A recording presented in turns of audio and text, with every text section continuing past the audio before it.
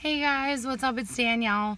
So for today's video, I just thought it would be nice to do like a little chit chat and a mini haul. It's literally like the world's smallest haul. I only got 2 things, but I also wanted to, just chit chat with y'all a little bit because I feel like I don't really do that a whole lot anymore.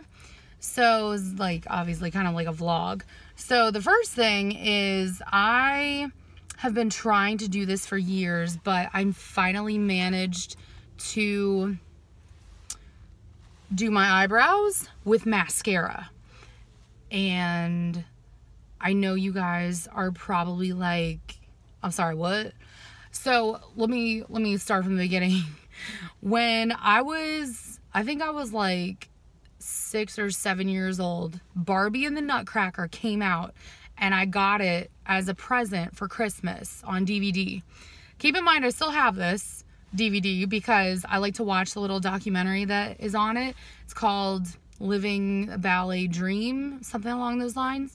And they basically interviewed like a couple of girls who are in the New York City Ballet / New York City Ballet School of Dance, or whatever it's called, SAB, I think is what they call it. So this girl, she legitimately like was putting on mascara, and then she was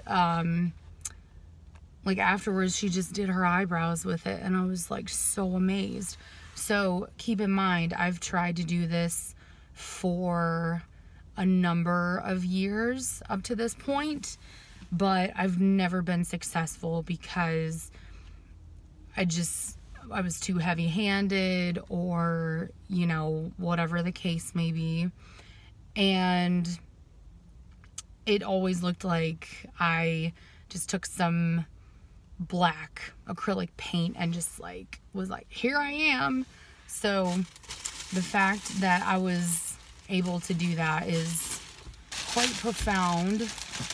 But anyways, I am out in public. I'm like at my local mall, in case you guys are wondering. That's why I keep looking around, because there's like cops driving around and there's people popping up and coming out of their cars, and I'm very distracted, so I apologize if I keep looking away from my phone. But anyways, I'm quite proud of that. This yeah, they look kind of similar, I think. I'm feeling like get like a very 80s Brooke Shields eyebrow vibe from this, because it's making them look, not as like tamed. So I don't know, I just thought that was interesting. So I made a random trip to Barnes and Noble, and keep in mind, I don't particularly read a whole lot. I mean, obviously I read emails at work because I have no choice. Most of the time I skim it, unless it's like from somebody important. But I do read like stuff that I'm researching, like medical journals, or whatever, like historical articles, things of that nature.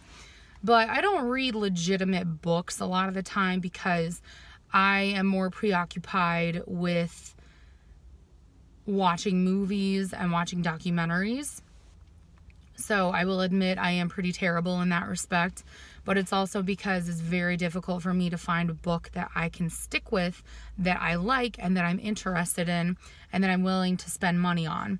So it has to fit all that, all the criteria that I just mentioned. So that being said, what I do normally read is historical stuff. I can barely stomach historical fiction, but I have read that in the past. Not a fan of fiction in general because it doesn't keep my interest, and I don't know, maybe that's just a testament to my personality type, I don't know. But I've been researching and reading about World War II, I think since I was about 6 years old, and I'm about to be 25 in 2 weeks. So it's been a really long time. And you know, my favorite part of World War II to learn about is the Holocaust, but I realized that I can't just be reading about one thing for the rest of my life. So I've been trying to branch out from that a little bit while still staying, you know, in the whole World War II spectrum. So that being said, I figured I've already, you know, read a lot about Western Europe during that time. So I need to shift my focus more to Eastern Europe. And, you know, when you say Eastern Europe and World War II, I think everybody automatically thinks of Russia. Excuse me. Personally, I think of Poland and Russia, but that's just me. So I, you know, have been trying to like go into that side of World War II history, and I read a book called The Gulag by Anne Applebaum a couple years ago, and that was actually very good. So if you're into, you know, World War II like I am, I definitely recommend that. It actually goes a little bit beyond that because, you know, they had gulags like after that, I think a little bit after that, but primarily it was like, you know, early to mid 1900s. So that being said, I am really interested in like Battle of the Bulge and like Stalingrad and everything. So I got a book that has been on my Amazon cart for almost 2 years now, and it's called The Longest Winter, about the Battle of the Bulge and World War II's most decorated platoon by Alex Kershaw. So this is, I think, going to be a really, really great book, and I'm super excited. And then the other one that I got, I don't know if you guys are aware of this, but I have a history of eating disorders. I was bulimic as a teenager, and when I got to college, it turned into binge eating. And I don't want to read a self-help book about that because I think it's easier to read, you know, about something that is that sensitive and that serious of a subject from another person's point of view who actually had those issues. And what I'm finding is that, particularly with my eating disorders, it's not as easy to figure out how it came about, for me at least, as it was for my anxiety and my depression. So that being said, I just randomly decided to go look in the, you know, self-help area, and there's probably like 5 or 6 books in there total about eating disorders. And this is the one that stood out to me. So it's called Wasted, and it's called A Memoir of Anorexia and Bulimia by, I think it's Maria Hornbacher. So I'm very excited to finish reading this. I started the first chapter and immediately I was hooked.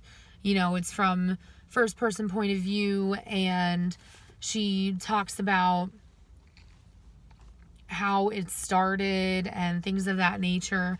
So it's just kind of forcing me to be looking inside myself, you know, more introspection, which I think is not necessarily the world's worst thing.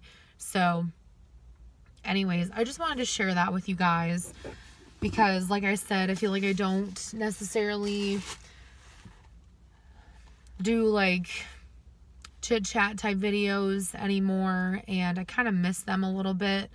So I also really feel like I need to have something to talk about because, you know, who wants to hear about random day-to-day shit? So anyways, that is what I got. I actually am supposed to be grocery shopping right now, but push that aside to get some books, you know, nourish my brain. But anyways, that's all I have for you guys for today. I promise I will have a legitimate video up probably tomorrow, I would assume. Yeah, probably tomorrow. But anyways, Thank you guys so much for watching. I love you all, and I will talk to y'all in my next video. Bye, guys.